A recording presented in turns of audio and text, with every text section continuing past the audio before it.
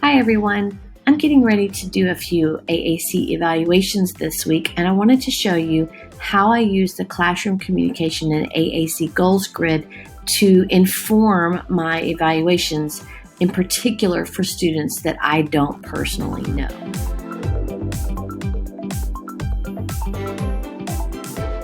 So the classroom communication and AAC goals grid is a tool that I really like to have available before I go in and see the students. So this tool is available for download on our DTA Schools membership site. So it's available to all of our school districts and our individual members. And it's also something that's part of our broader classroom communication project that you can purchase the basic tools for on our website as well.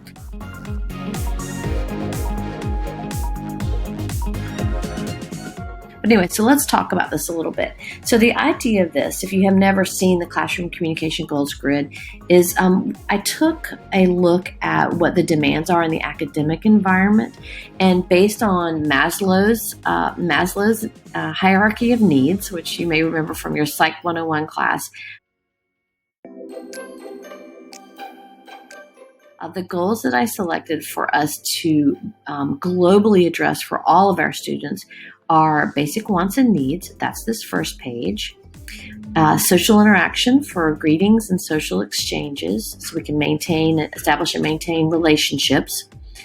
The third objective is social interaction for sharing comments and opinions and information, because if our students can't do this effectively, we see some of those unexpected behaviors that don't really function well for the student. Our fourth objective is that our students develop more age-appropriate language skills, and then finally communication for academics.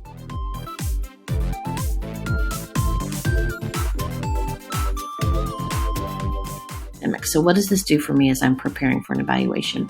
I wanted to show you what this looks like when it's completed. So the student that I'm assessing tomorrow, his team completed the goals grid, and then they sent me a copy of this. So let's take a look at what I have here and how that's going to impact what I make available tomorrow. So for this young man, in terms of wants and needs, his team tells me that he's orienting towards desired objects. He can reach and vocalize towards them. He understands photographs. He understands using some basic choice making down here. We see that he is able to select actions using picture symbols, and that he's even beginning to put symbols together. Now, looking at basic wants and needs, it looks to me that he's doing a decent job of meeting those basic objectives. Now, it is interesting to look and see that down below, when we're looking at kind of that level 3 skill, he's not using complete sentences. So when I'm doing an evaluation for him, I'm going to see if I give him a selection of single words on a communication system, is he going to be able to put those together? So that's important. And this is a high schooler, so that's an important skill that it looks like he's struggling a little bit with. It also looks like down here that although he may be meeting his basic needs, he's not really using polite social language when he's doing that. So I'm going to see if I open up some of those social pages on a device. So if I'm on my Word Power, I'm going to go to my social page, or if I'm on Snap Plus Core, I'm going to be in my Quick Fires pages. If I'm on my Accent, or LAMP, I'm going to be looking at those social pages under the little fireworks symbol to see if with a little instruction he might be able to do that, because he might be able to. He seems like he's got the knowledge base to do that, but it may be that he's just not been expected to do it. So we'll introduce that tomorrow.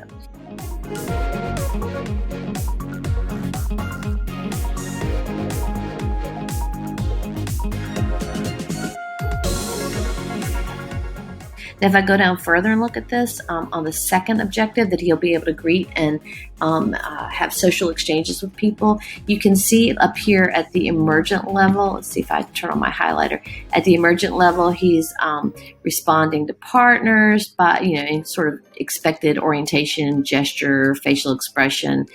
He's using some conventional gestures, waving, high five, etc. But if you look down here, once we get to this context-dependent level right here, you can see that he's doing some rote social messages. Hi, how are you? I'm fine, goodbye, right? He's not necessarily, though, able to use more than 2 conversational turns for simple social exchanges. So he's able to do that rote interaction, but he can't take it past that, right? So for this young man, the other thing I'm going to be looking at is if I give him a more broad selection of social responses and initiations, things like beyond just hi, how are you, I'm fine, but things like how's it going? Yeah, I had a good day, and being able to respond, oh, that's too bad, or that's awesome, right? When someone tells you something about their day, being able to make an appropriate response. Can he do some of that if I give him some models and show him? We talk about it a little bit, and then we can just engage in a very simple conversation, see how he does with that. So for this particular one, I'm going to be pulling out Snap Plus Core first, and I'm going to go to my quickfire page, and we're going to go to greetings and see if he can use some of those. He can do some of this social commenting right here. Cool, good, that's bad. If he can ask some simple rote questions. Okay. So, and then if I go down to the next one, I'm looking at sharing comments, opinions, and information. So can he make comments? Can he tell you if something's, if he likes it or he doesn't like it? You can see he's checked off all of these boxes in the emergent level. When we go down to kind of that context dependent level, he's able to use just a basic positive or negative comment. He can answer basic information questions, so that's really good. But look what happens down here. Can he offer an opinion? So can he say, what he thinks about something? So he likes it or he doesn't like it. Okay, so now we're getting a little bit more difficult here. Being able to answer social, open-ended social questions without choices. So if I say to him, what do you think? Now this is something, again, I'm still gonna pull out Snap Plus Core first for this young man, because these pre-stored messages that are socially, used in social situations there's a lot of them on Snap Plus Core first. He may not be able to do this again because he may not have had that many opportunities. People tend to not ask open-ended questions if they think that a person can't respond. And this young man has difficulty with intelligibility. So over the years, people may be limiting what they're asking him in an open-ended fashion. So what happens if I just ask him some of these open-ended questions, and maybe have a page open on my quickfires to see if he responds? Does he go to something on his own?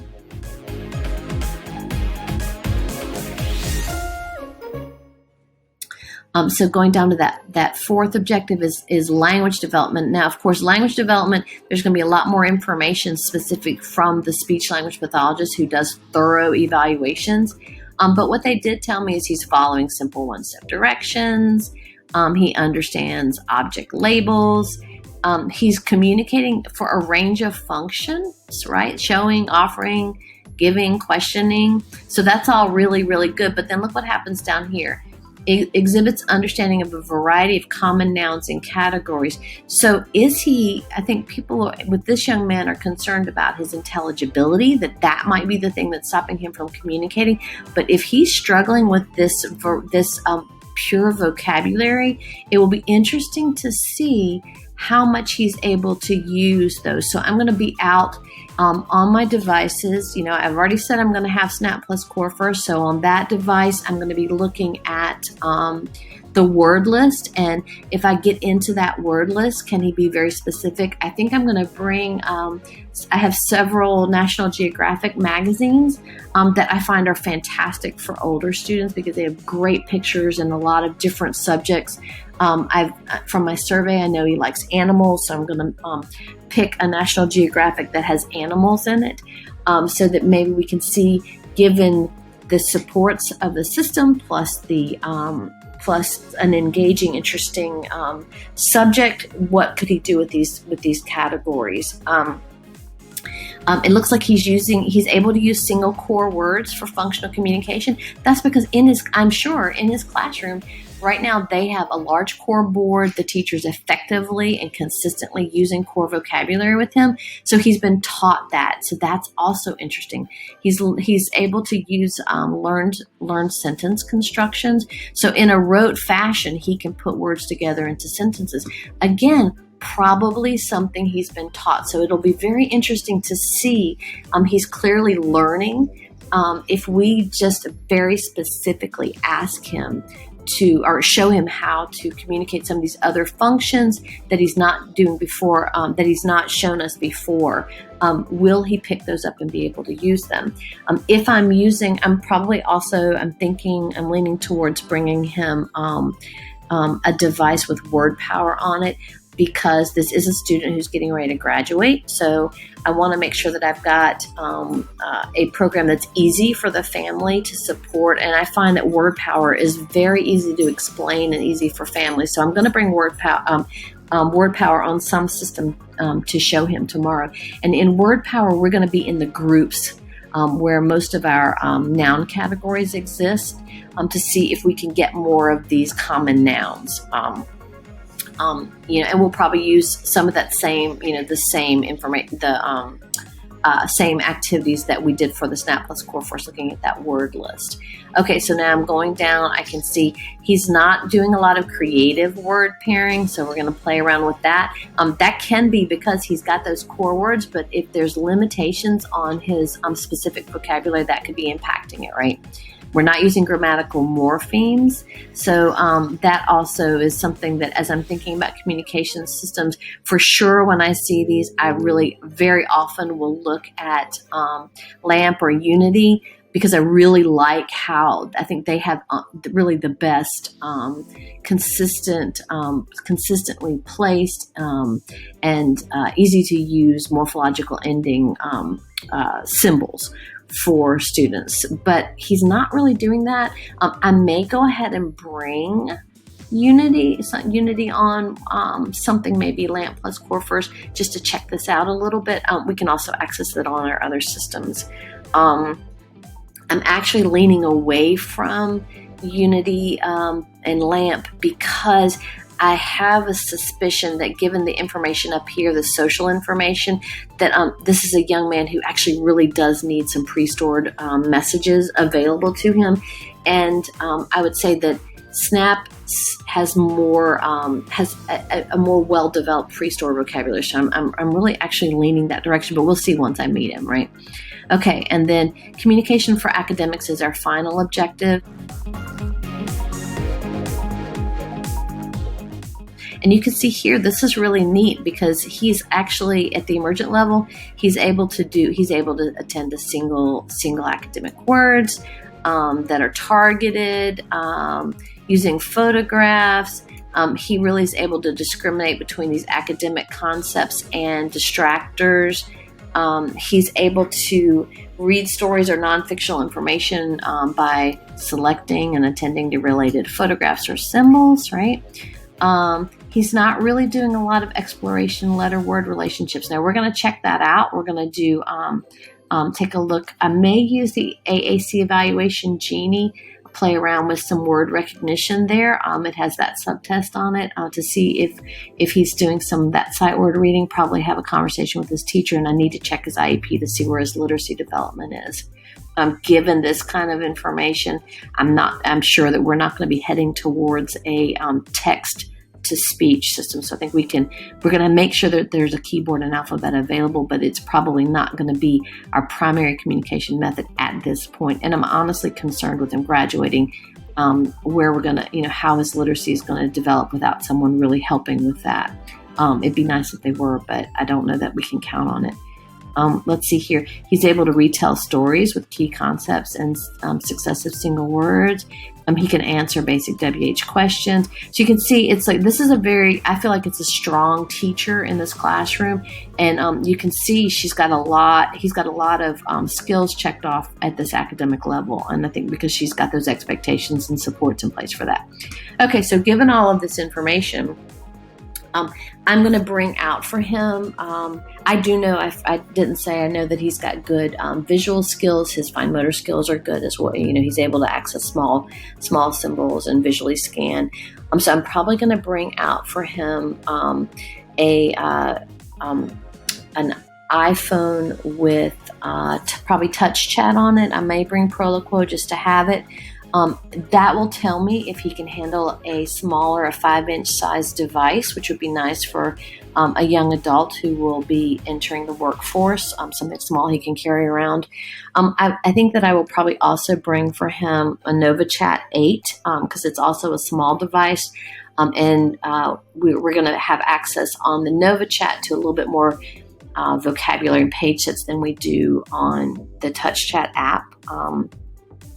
And then I will probably also bring my iPad with Snap because that will tell me what I need to know in terms of some of that language organization, if that's a good tool for him. And then I'll know what size device I can put that on based on the other two trials.